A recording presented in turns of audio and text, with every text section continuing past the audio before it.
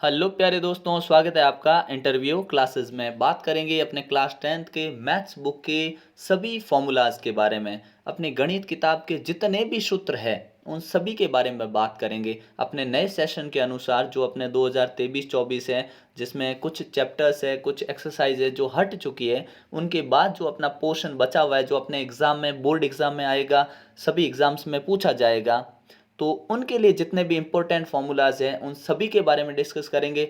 इसके बाद आपको फॉर्मूले के ऊपर कोई वीडियो नहीं देखना पड़ेगा, क्योंकि सारे जितने भी सूत्र हैं सभी इसमें शामिल किए गए, हर प्रश्नावली के। ठीक है ना। तो चैनल पे नए हो तो सब्सक्राइब ज़रूर कर दीजिएगा, क्योंकि आपके लिए यहाँ पे एक तो अपने क्लास के रिगार्डिंग जो भी अपडेट होता है वो तुरंत मिलता है। दूसरा, जितने भी पेपर्स हैं उनका सल्यूशन और मोस्ट इंपॉर्टेंट क्वेश्चन सभी सब्जेक्ट के आपको इस चैनल पे मिलेंगे। ठीक है ना। चलिए देखते हैं। अपनी जो पहली प्रश्नावली है, वास्तविक संख्याएं, रियल नंबर्स, उनमें एक ही फॉर्मूला इस्तेमाल होगा। ठीक है ना। क्योंकि अभी कुछ पॉइंट्स हटा दिए गए हैं, इसके कारण एक ही फॉर्मूला आपको ध्यान में रखना, एक ही सूत्र ध्यान में रखना। क्या? दो संख्याओं का गुणनफल बराबर होता है म स गुणा ल स। ये एक ही सूत्र याद रखना है। Product of two numbers is equal to LCM into HCF. ठीक है ना। अगला है अपना पॉलिनोमियल बहुपद। ठीक है। उसके अंदर देखिए, द्विघात आपसे पूछे जाएंगे कि द्विघात बहुपद के शून्यांक एवं गुणांकों के मध्य में संबंध ज्ञात करना। ठीक है। तो ये पूछा ही जाता है, 100% क्वेश्चन बनेगा। आप अपने मॉडल पेपर देख सकते हैं, उनमें क्वेश्चन आए हुए हैं। ठीक है। तो relation between zeros and coefficients of polynomial क्या होता है? शून्यांकों का योग। शून्यांक एक को हम मान लेते हैं अल्फा, दूसरे को मान लेते हैं हम बीटा। ठीक है। जीरोस को क्या माना? Alpha beta. जब योग बोला तो प्लस कर दिया। और इनका क्या होता है? इनका फॉर्मूला होता है -b/a। अब ये बी और ए कहाँ से आया? तो देखिए, अपने पास जो स्टैंडर्ड फॉर्मूला, मानक समीकरण होता है, उसके अनुसार क्या होता है, जो एक्स स्क्वायर के पास होता है वो होता है ए, जो एक्स के पास होता है वो होता है बी, और जो कांस्टेंट अचर पद होता है वो होता है सी। ठीक है ना। तो अपने शून्यांकों का योग क्या होगा?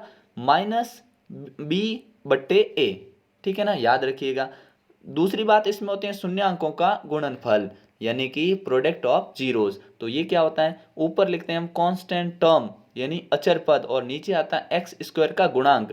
गुणांक मतलब किससे गुणा हो रहा है।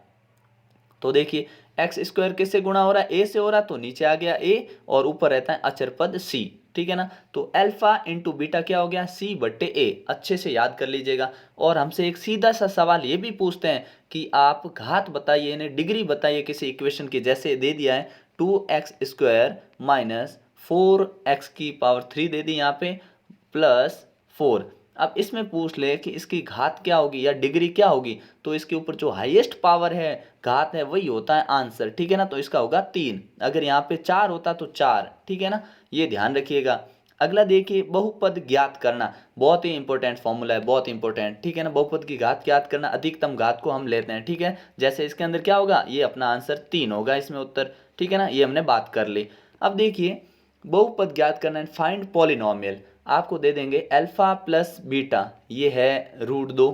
ठीक है। और दूसरा अल्फा इंटू बीटा, यानी शून्यांकों का योग तो है √2, और शून्यांकों का जो गुणा है वो है 4। ये ऐसा दे दिया, और बोलेंगे बहुपद ज्ञात करिए, फाइंड पॉलिनोमियल। तो कैसे ज्ञात करेंगे? इस फॉर्मूले से। अच्छे से याद कर लीजिएगा, क्वेश्चन 100% बनना तय है। ठीक है ना। x² पहले लिखेंगे, फिर यहाँ पे बीच में minus alpha plus beta into x plus alpha into beta. ठीक है ना। बीच में इनका प्लस आता है, लास्ट में इनका गुणा आता है, और वैल्यू रख दीजिए। जैसे ये लिया था √2, √2 रख दीजिए, और यहाँ पे कितना हमने लिया था? 4, 4। तो इक्वेशन क्या हो जाएगी? इस प्रकार से अपनी जो है इक्वेशन वो बन जाएगी। ये द्विघात समीकरण, बहुपद बन गया एक। ठीक है ना। द्विघात समीकरण हो गया। तो ये आपको ध्यान में रखना है सूत्र। ठीक है। तो बहुपद ज्ञात करने के लिए सूत्र याद रखना है ये। अगली बात करते हैं अपने तीसरी प्रश्नावली, जिसमें जो है अपने दो चर वाले रैखिक समीकरण युग्म। ठीक है ना।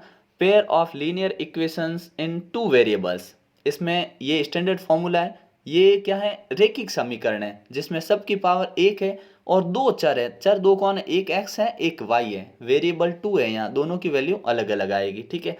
मान लीजिए अपने समीकरण होता है a1x b1y c1 = 0, और इसी प्रकार दूसरा होता है। तो इसमें विशेष नियम ये याद ही रखने हैं आपको, सीधे अपने एमसीक्यूज में क्वेश्चन यहाँ से बनता है। ठीक है ना। तो कैसे बनता है देखिए, पहला है, अगर A/A1/A2 बराबर नहीं होता है किसके, B1/B2 के, तो वो लाइन हमेशा होती है प्रतिच्छेदी रेखा यानी इंटरसेक्टिंग लाइंस। और उनका हल, जो लाइन ऐसे कट हो गई, ठीक है ना, लाइन जहाँ कट होती है, जहाँ यह जैसे इस पॉइंट पे कट हुई है, तो इनका एक ही उत्तर आएगा। ये बाद में लाइन आगे कितनी भी बढ़ा देंगे हम, आगे कभी नहीं कटेगी, ठीक है ना। तो एक हल होगा, अद्वितीय हल होगा, एग्जैक्टली वन सॉल्यूशन या यूनिक सॉल्यूशन बोलेंगे। और लाइन क्या होगी, कंसिस्टेंट होगी यानी संगत होगी, ठीक है ना, ये ध्यान रखना। संगत कौन सी होती है, जिनमें उत्तर आता है, लाइनें कट होती हैं, उन्हीं को संगत कहते हैं, ठीक है। अगला देखिए, मान लीजिए ये दोनों तो बराबर हैं, ठीक है, यहां से वैल्यू ली हमने, लेकिन तीसरा जो C1 C2 इक्वल नहीं होता है, उसे हम कहते हैं समांतर रेखाएं, पैरेलल लाइंस। इनका कोई हल नहीं आता, नो सॉल्यूशन, और इन्हें कहते हैं इनकंसिस्टेंट यानी असंगत, ठीक है।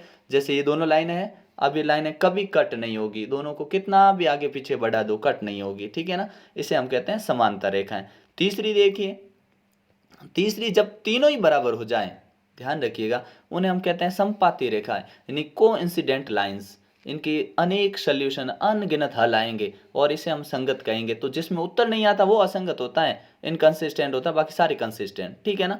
और इसमें देखिए याद कैसे रखेंगे, पहला तो याद रह जाता है कि यहाँ पे लाइन कट हो रही है, यहाँ पे क्या याद रखना कि लाइन कभी कट नहीं होगी। इसको अगर भूल जाओ तो इसको याद रखो, जहां दोनों ऐसे बराबर आ गए ना, इसका मतलब दोनों क्या, संपाती, लाइन के ऊपर लाइन है, ऐसे याद रखना, ठीक है। और अनेक हल कब होते हैं, जब पहली लाइन भी इस पॉइंट पे, दूसरी भी सेम इसके ऊपर ही चल रही है, तो यहाँ सब जगह सोल्यूशन मिल रहे हैं, ठीक है, इसलिए इसको बोलते हैं अनगिनत हल।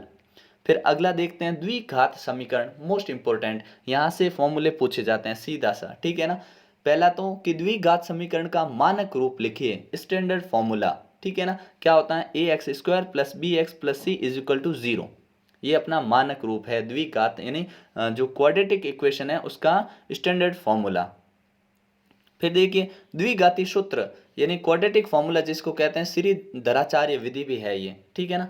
जब हमें मूल निकालने हो तो कैसे, x बराबर -b ± √b² - 4ac/2a, ठीक है ना, ये ध्यान रखना। आप जानते हैं a b c हम कैसे निकालते हैं, हम बात कर चुके हैं। a कौन होता है, जो x² का गुणांक, b कौन होता है, जो x का गुणांक, c अचर पद होता है, ठीक है, कांस्टेंट टर्म होती है।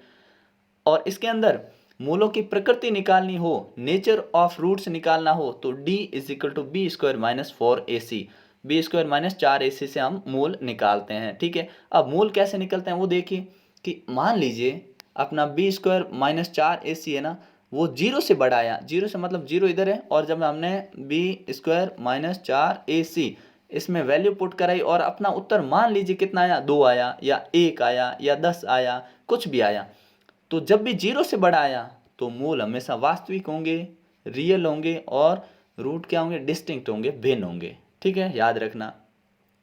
अब मान लीजिए आपने यही फॉर्मूला लगाया, एबीसी का मान रखा और आंसर आया 0, तो जब भी आंसर 0 आ जाए तो अपने रूट्स इक्वल रूट्स होंगे, 2 इक्वल रूट्स, यानी मूल वास्तविक तो होंगे ही, बराबर होंगे, ठीक है ना, रियल इक्वल रूट्स होंगे, ठीक है। अगला देखिए b² - 4ac, अगर मान लीजिए हमने ये फॉर्मूला लगाया और अपना उत्तर आ गया -1 -2/3, मतलब माइनस में उत्तर आ जाए तो हम बोलेंगे मूल वास्तविक नहीं, यानी काल्पनिक होंगे, नो रियल रूट्स, वास्तविक मूल नहीं होंगे, याद रखिएगा, मोस्ट इंपॉर्टेंट चीज है ये, ठीक है ना, ये कॉन्सेप्ट क्लियरिंग चीज है, ध्यान रखना।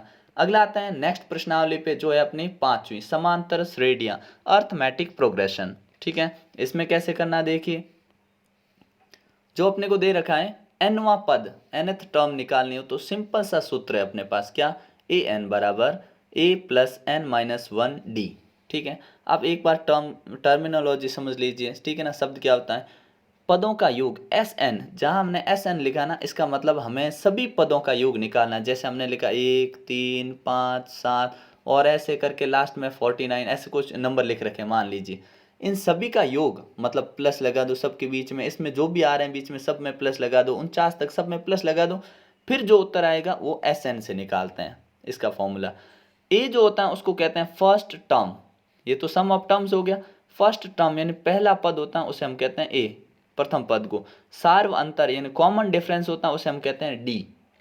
नंबर ऑफ टर्म्स यानी पदों की संख्या, उसे हम कहते हैं एन, ठीक है। एनवा पद, nth टर्म, उसको कहते हैं an। और इसको ए एन को ही हम एल भी कहते हैं, ठीक है ना। अगला देखिए, ये इतना ध्यान रखना है, ठीक है। अब इसका दूसरा फॉर्मूला देखते हैं कि प्रथम एन पदों का योग, ठीक है ना, तो एस एन वाला सूत्र लगाना अपने को। फॉर्मूला आपको अच्छे से याद होना चाहिए ये, ठीक है ना। अब इसमें कभी कभी क्या होगा कि हमें अगर मान लीजिए एल, यानी यहाँ हम ए एन भी लिख सकते हैं, ए एन, ठीक है। अगर हमें ए एन की वैल्यू पता है तो हम ये शॉर्ट फार्मूला ये भी लगा सकते हैं, ये इसी से बना है, ठीक है ना। इसमें 2a है ना, यहाँ से एक ए इसमें लेके और ए एन लिख दिया गया है या एल लिख दिया गया है, ठीक है।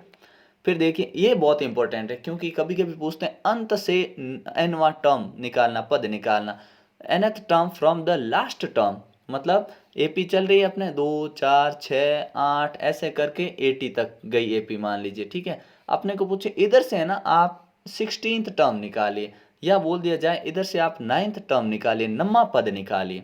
तो जब पीछे से नम्मा पद निकालना होता है ना, तो हम ये सूत्र लगाएंगे, याद रखिएगा, ठीक है। क्या, ए बराबर L minus N minus 1 D, ठीक है ना, ये वाला सूत्र बिल्कुल एग्जैक्ट। कभी कभी क्या करते हैं एपी को उल्टा करते हैं फिर डी निकालते हैं, ऐसे करके करना नहीं करना, आपको यही फॉर्मूला लगाना है, ठीक है ना। इसी को ध्यान में रख के करना है, कोई आंसर आपके गलत नहीं होगा। फिर चलते हैं अगली प्रश्नावली, अपनी छठी प्रश्नावली पे। इसके देखते हैं जो है अपने ट्राइंगल्स, त्रिभुज। इसमें क्या है, समरूप त्रिभुज, समरूप त्रिभुज यानी सिमिलर ट्राइंगल। इसकी कसौटियां समझ लो, क्योंकि खाली जगह में ये आपसे क्वेश्चन पूछे जाते हैं, याद रखिएगा।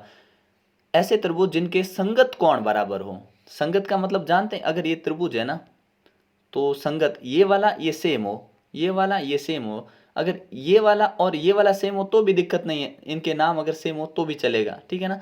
संगत कोण बराबर हो, उनकी संगत भुजाएं, उनकी संगत भुजाओं का अनुपात भी एक हो या समानुपाती हो, ठीक है ना। अब ये भी बात समझेंगे, अभी इधर आगे क्लियर कर रखा है, ठीक है ना। तो इंग्लिश में क्या होगा, their corresponding angles are equal, their corresponding sides are within the same ratio और प्रोपोर्शन, ठीक है। सेम रेशियो और प्रोपोर्शन में होनी चाहिए। कैसे, देखते हैं। अपने पास दो ट्राइंगल है, ठीक है, A B C P Q R. अगर ये सिमिलर है, सिमिलर का ये साइन होता है, ठीक है ना, ध्यान रखिएगा। अगर एंगल ए एंगल पी के इक्वल है, ठीक है, ए और पी दोनों इक्वल है, ठीक है। बी और क्यू इक्वल है, बी और क्यू इक्वल है। और सी और आर दोनों कोण बराबर है, ठीक है। दूसरी बात, इनकी भुजाओं का रेशियो, अनुपात, भुजाओं का अनुपात है ना वो बराबर होगा दोनों की, ठीक है ना। यही हमने दूसरी बात बोली थी इसमें। तो देखो ए बी भुजा जो है अपनी ये इसके पी क्यू के बट्टों में अगर हम लिखेंगे अपॉन में, तो बी सी और क्यू आर इनका अनुपात दोनों का सेम होगा। फिर ए सी और पी आर इनका अनुपात सेम होगा, ठीक है। ये सूत्र अपने को कई जगह इस्तेमाल करना पड़ेगा, जिसमें इसमें भुजाओं का अपने को माप दे देंगे और अपने को उत्तर निकालना पड़ेगा, ठीक है। तो बहुत काम आने वाले ये चीज़। अब आते हैं त्रिभुज की समरूपता की कसौटियाँ, मतलब criteria for similarity of triangles की समरूपता की कसौटी क्या है, ठीक है। तो क्राइटेरिया क्या है, देखो, ए मतलब हो गया अपने एंगल, कोण, एस मतलब हो गया साइड यानी भुजा, ठीक है।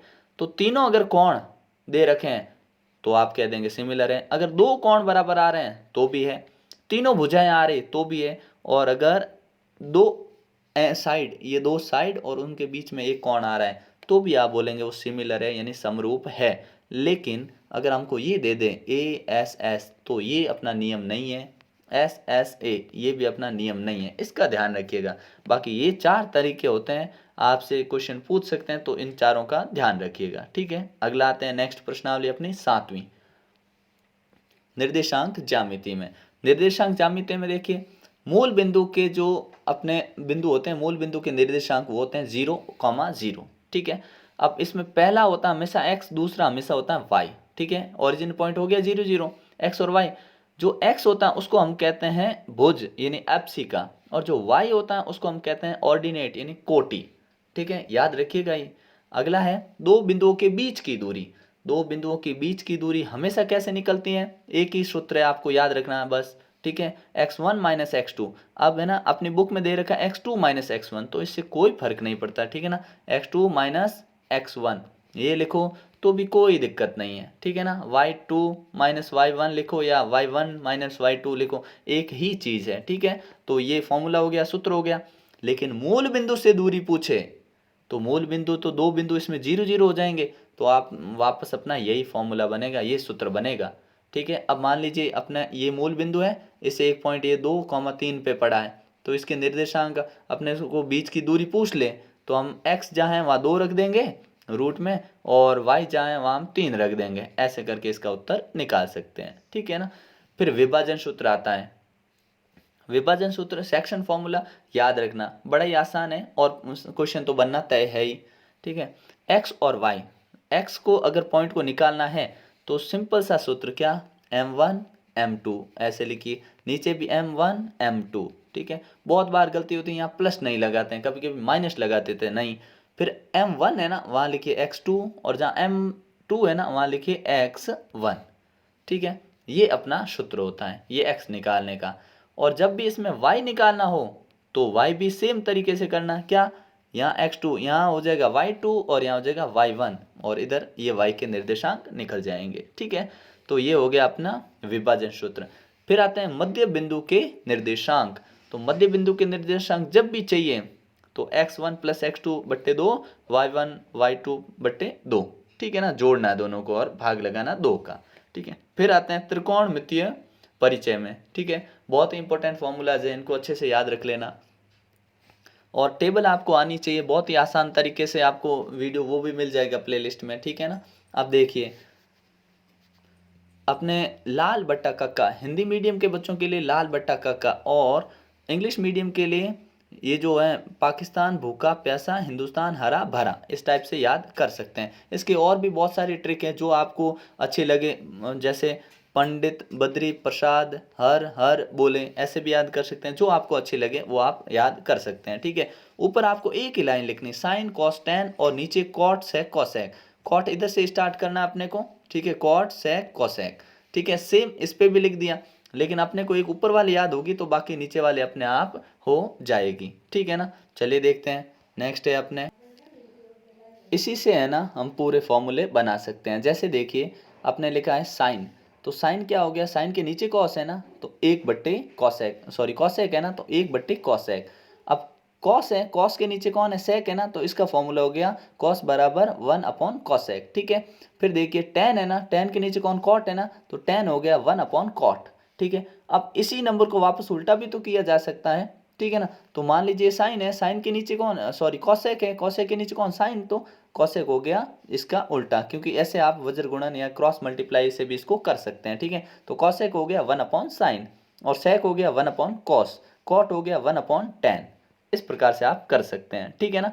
फिर नेक्स्ट देखिए अपने, इसमें और भी इंपॉर्टेंट फॉर्मूलाज क्या क्या है कि एक ये ध्यान रखना आपको, जहाँ साइन सॉरी जहाँ टेन होता है वहाँ पे हम लिख सकते हैं साइन बट्टे कॉस, और कॉट क्या होता है, कॉस बट्टे साइन, ठीक है। जब आप क्वेश्चन सॉल्व करते हैं तो उसमें कभी कॉट सेक कॉसेक इनकी वैल्यू होती है तो हमेशा साइन कॉस में ही चेंज करनी है आपको, ठीक है ना, ताकि क्वेश्चन आप जल्दी से सॉल्व कर पाओ, ठीक है। अगला देखते हैं, ये इंपॉर्टेंट फॉर्मूला, इसी से ये नीचे वाले दो बने हैं, तो क्या ध्यान रखना, ऊपर वाला एक sine square theta plus cos square theta 1 के बराबर होता है, ठीक है। अब इसमें क्या किया, साइन स्क्वायर हमने इधर ही रखा और कॉस स्क्वायर को उधर भेज दिया तो ये हो गया माइनस में, और इस बार कॉस स्क्वायर इधर रखा, साइन स्क्वायर को उधर भेज दिया तो हो गया माइनस में, ठीक है ना, तो ये पता होना चाहिए। फिर sec square minus tan square वो होता है 1 के बराबर। अब इसी फॉर्मूले को हमने यहाँ 2 बार लिख दिया है, ठीक है, एक बार सेक स्क्वायर के फॉर्म में, एक बार टेन स्क्वायर के फॉर्म में। फिर देखिए cosec square minus cot square वो दोनों बराबर होते हैं 1 के जब इसका माइनस करते हैं, और इसी को हमने यहाँ पे 2 बार और लिख दिया, ठीक है ना, एक बार कॉसेक स्क्वायर के फॉर्म में, एक बार कॉट स्क्वायर के फॉर्म में, ठीक है। फिर हमसे है ना कुछ फिल इन द ब्लैंक्स में क्वेश्चन ये भी पूछे जाते हैं, क्या, साइन, साइन होता है साइन ऐसा यानी, कॉस होता है कोसाइन, टेन होता है टेंजेंट, कॉट होता है कोटेंजेंट, और सेक होता है सीकेंट ये नीचे वाला, और कोसेक होता है कोसिकेंट, ठीक है ना, क्योंकि सेक से ही कोसेक बना है तो अपना सिकेंट से कोसेकेंट बन गया, ठीक है, ये भी नाम ध्यान रखिएगा। अगला देखते हैं अपने नववीं प्रश्नावली, इसमें कोई खास फॉर्मूले नहीं है क्योंकि हमने 8th में पढ़े वही है लगभग, ठीक है, फॉर्मूले, ठीक है ना। इसमें इतना ही ध्यान रखना कि यहाँ पे अगर एंगल कोई बना है, इस ट्राइंगल में ये नीचे वाला एंगल कोई बना है तो इसको हम क्या कहते हैं, इसको हम कहते हैं उन्नयन कोण यानी एंगल ऑफ एलिवेशन, ठीक है। और एक होता है जो ऊपर ऐसे बनता है, ठीक है, उसको हम कहते हैं अवनमन कोण यानी एंगल ऑफ डिप्रेशन, ये ज़्यादा मुश्किल नहीं है। अब सर्कल के मोस्ट इंपॉर्टेंट पॉइंट्स को सुनिएगा जो आपके एग्जाम में बार बार पूछे जाते हैं, ठीक है। एक तो जो सर्कल को टच करके लाइन जाती है, एक ही पॉइंट पे स्पर्श करती है, उसे हम स्पर्श रेखा कहते हैं, यानी टेंजेंट कहते हैं, ठीक है। अगर कोई लाइन सीकेंट क्या होती है, एक सर्कल को दो पॉइंट पे करके क्रॉस करके या टच करके या इनको छेद के निकल जाए, आर पार हो जाए, तो उसे हम सीकेंट कहते हैं, यानी छेदक रेखा कहते हैं। एक और चीज़ ध्यान रखिएगा, जो अपना वृत्त होता है, ये मान लीजिए ये अपना एक वृत्त है। अब इसके किसी बाहरी बिंदु जिससे कोई स्पर्श रेखाएं होती है, ये हमेशा लंबाई में दोनों बराबर होती है, पहली बात, ठीक है। दूसरी बात, ये स्पर्श रेखा मान लीजिए वृत्त है, तो इसके साथ हमेशा ये 90 डिग्री का कोण बनाएगी, फिक्स चीज़ है, याद रखिएगा। तो देखिए अब यहाँ पे अपने क्या बन रहा है, देखिए यहाँ पे चतुर्भुज बन रहा है, और आप जानते हैं चतुर्भुज की चारों भुजाओं का योग कितना आता है, 360। तो 90 90 ये दोनों कौन हो गए, तो ये दोनों भी है ना, मिला के कितना होगा, 180 होगा मिला के। तो कभी हमसे ये दे देते हैं, ये पूछ लेते हैं, कभी अपना केंद्र देके अपने बाहर वाला पॉइंट पूछ लेते हैं, तो इसका ध्यान रखिएगा, ठीक है। अगला देखते हैं वृत्तों से संबंधित क्षेत्रफल, बहुत ही इंपॉर्टेंट, ठीक है। वृत्त की परिधि 2 पाई आर, बचपन से पढ़ते आ रहे हैं। वृत्त का क्षेत्रफल पाई आर स्क्वायर, कोई दिक्कत नहीं। त्रिज्या खंड का क्षेत्रफल ये क्या होता है, ये होता है थीटा बट्टा 360 इंटू पाई आर स्क्वायर। जब भी आपको त्रिज्या खंड यानी सेक्टर का एरिया पूछे, सेक्टर क्या होता है, ये अपना सर्कल है, ये पॉइंट है। अब आपको यहाँ से यहाँ तक, अब ये जो पूरा एरिया पूछा, इसको हम सेक्टर कहते हैं। सेक्टर यानी त्रिज्या का खंड, ये त्रिज्या ने जो खंड बनाया ना, इसको बोलते हैं हम त्रिज्या खंड। जब भी इसका हमको क्षेत्रफल निकालना होता है, तो ये होता है थीटा बटा 360 पाई आर स्क्वायर, सूत्र लगा देंगे, ठीक है। और जब हमको चाप की लंबाई, चाप कौन सा, ये वृत्त है, और यहाँ पे मान लीजिए त्रिज्या खंड बना रहेगा, तो ये जो लंबाई है ये चाप की लंबाई कहलाती है, ये वाली। तो इसको निकालना हो तो थीटा बट्टा 360 इंटू 2 पाई आर सूत्र लगाना है। फिर आता है वृत्त खंड का क्षेत्रफल, ये क्या होता है, ये वृत्त का खंड है, यानी सेगमेंट है। कैसे, ये अपने हो गया सेक्टर, ठीक है ना। अब देखिए ये वृत्त के साथ कौन सा, ये वाला पोर्शन निकालना अपने को जब भी, तो हम हमेशा वृत्त खंड यानी एरिया ऑफ सेगमेंट लगाएंगे, ये वाला फॉर्मूला कौन सा, पहले तो इस पूरे का एरिया निकालेंगे, ये वाला पूरा निकालेंगे, ये वाला पूरा निकाला, फिर इसमें से हम माइनस कर देंगे, ये हटा देंगे, ठीक है ना। तो पीछे ये बचेगा, त्रिभुज हटा दिया हमने बस। तो त्रिभुज हटाना मतलब पूरा एरिया निकालो, त्रिभुज माइनस कर दो, बस ये इसका सूत्र बन गया। तो अब यहाँ पे त्रिभुज डिपेंड करता है, त्रिभुज कौन सा है। मान लीजिए आपके पास त्रिभुज पता नहीं चल रहा, तो ये यूनिवर्सल फॉर्मूला मानिए, इसको रख दीजिए, हर बार आंसर आएगा। नहीं तो त्रिभुज पता लगाइए, मान लीजिए ये ऐसा बनाया हमने, और इसके अंदर अपना यहाँ पे 90 डिग्री है, ठीक है ना, यहाँ पे 90 डिग्री, और हमको ये निकालना है। तो देखिए सूत्र ये लगेगा, आपने क्या ये तो लगाया, माइनस का लगाया, और त्रिभुज क्योंकि 90 बना समकोण त्रिभुज है, राइट एंगल है, तो 1/2 बेस इंटू हाइट, 1/2 आधार इंटू ऊंचाई, यहाँ पे लिख के माइनस कर देंगे इससे। नहीं तो ये मान लीजिए यहाँ पर ये क्या होता, 90 डिग्री नहीं होके कितना हो गया, 60 डिग्री हो गया, मान लो कितने डिग्री यहाँ पे, 60 डिग्री। तो ये 60 हुआ, ठीक है ना।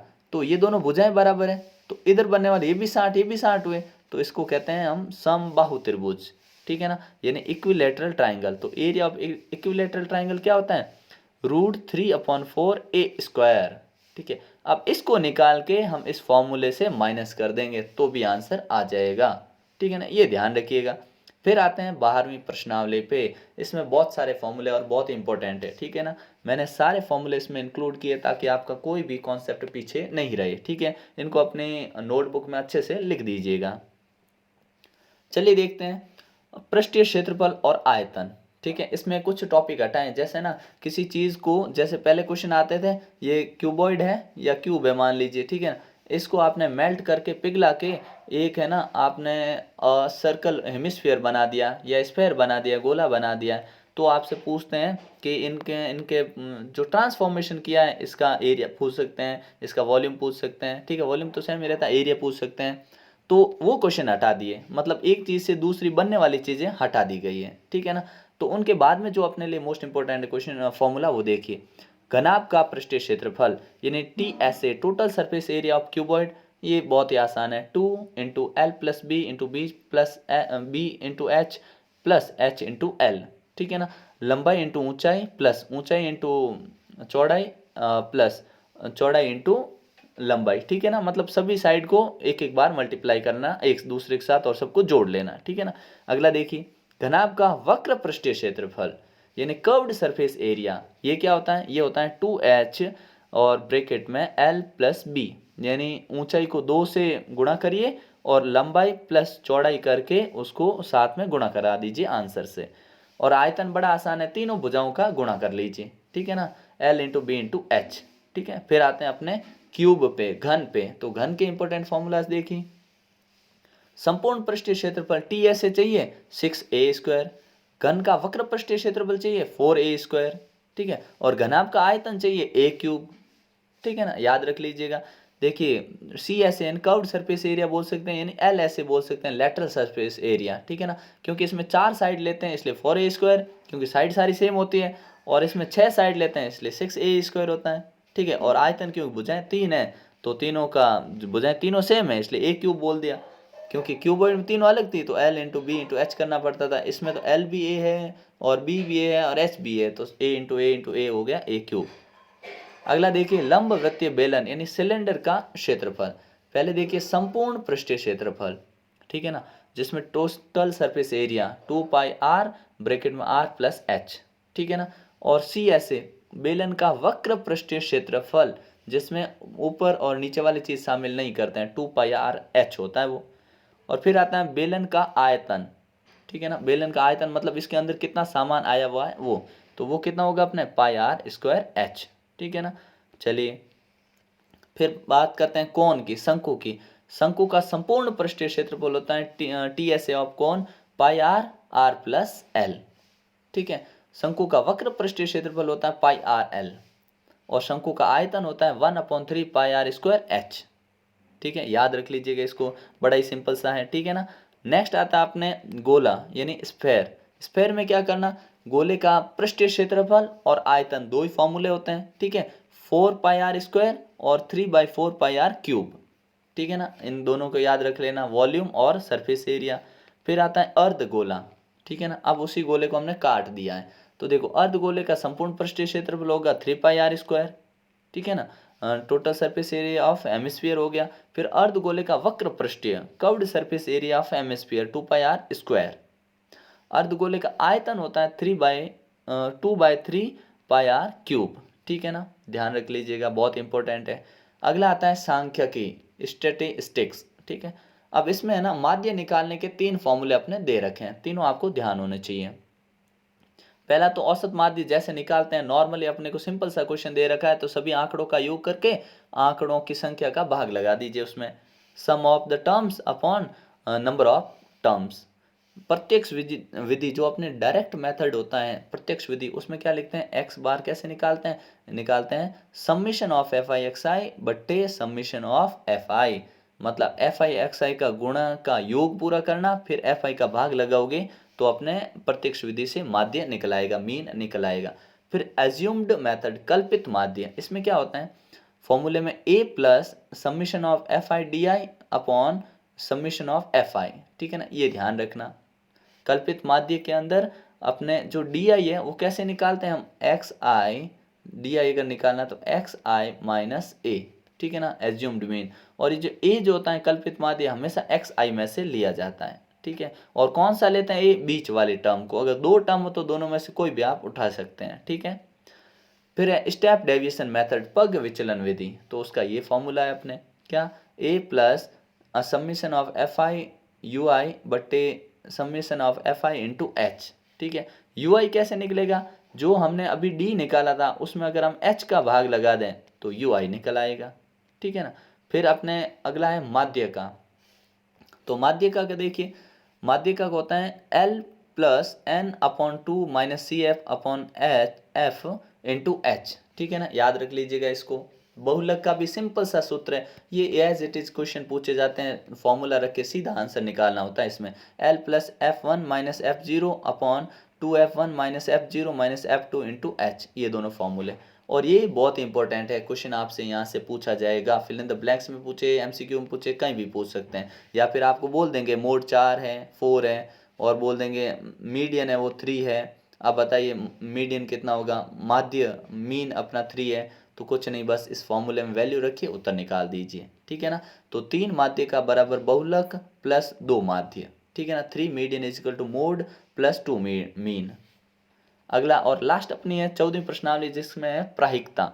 तो प्रायिकता में क्या होता है, पीई यानी इवेंट जो हो सकते हैं, घटनाएं जो हो सकती है, उसकी प्रायिकता क्या होती है, favourable outcomes upon total outcomes, यानी अनुकूल परिणाम बट्टे कुल परिणाम, ठीक है। और इसमें लास्ट में ये भी ध्यान रखना कि जो घटनाएं हो रही हैं और जो नहीं हो रही, उन दोनों को जोड़ने पे हमेशा कितना आता है, एक उत्तर आता है। अगर कोई घटना होगी, कोई इवेंट होगा पॉसिबल, तो वो 1 होगा, और अगर वो इवेंट इम्पॉसिबल है तो वो 0 होगा। इसका ध्यान रखिएगा, ठीक है। और लास्ट में ये आपको याद रख लेना है अच्छे से, ठीक है। क्या कि 0 से तो हमेशा बड़ा और बराबर होता है पीई, मतलब कोई भी घटना या तो 0 से तो बड़ी होगी या 0 के बराबर हो सकती है। दूसरी 1 से, 1 से हमेशा 1 के बराबर हो सकती है और 1 से हमेशा छोटी होगी, 1 से बड़ी कभी नहीं हो सकती। तो ये चीज़ आपको दिमाग में रखनी है, ठीक है ना। तो ये इस प्रकार आपके मोस्ट इंपॉर्टेंट फॉर्मूलाज हैं, ठीक है। इनको अच्छे से प्रिपेयर करिए, एक बार नोटबुक में लिख दीजिए, ताकि बार बार आपको वीडियो ढूंढना नहीं पड़े कोई, और इनके अलावा आपके और कोई फॉर्मूला नहीं है, ठीक है ना। बाकी सभी जो सब्जेक्ट हैं उनके मोस्ट इंपॉर्टेंट क्वेश्चंस अपलोड किए जाते हैं, ठीक है, शानदार तरीके से, जो आपकी हर एग्जाम में हेल्प करेंगे, ठीक है ना। तो मिलते हैं नेक्स्ट पार्ट में, तब तक के लिए जय हिंद जय भारत।